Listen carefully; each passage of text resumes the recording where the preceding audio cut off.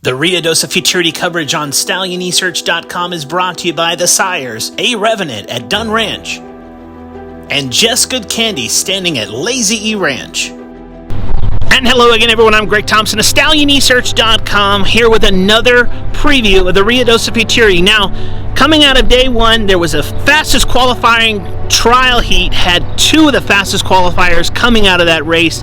The second fastest qualifier comes from the barn of John Steinbow. We were able to go talk with him about this son of Jess Good Candy.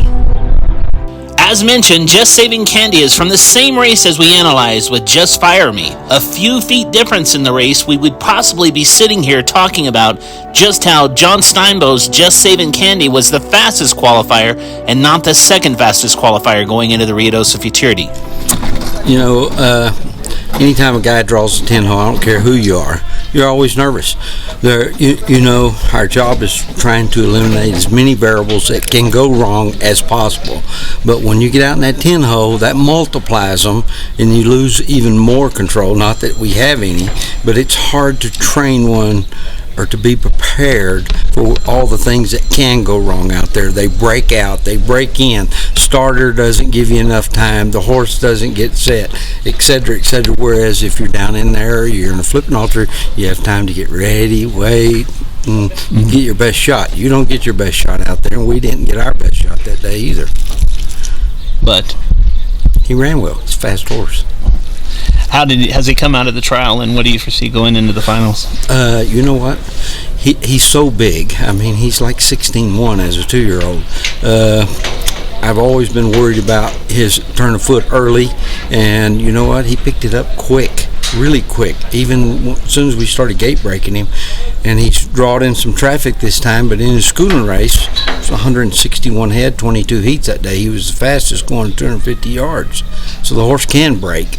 So if he gets out there loose come Sunday afternoon, he'll be one to reckon with. He did pretty good. I think he needed an out. When he was running pretty good until he got to a grandstand, it kind of greened in a little bit on me, and I think with the 7 hole today and with that experience, I think he'll be all right this time.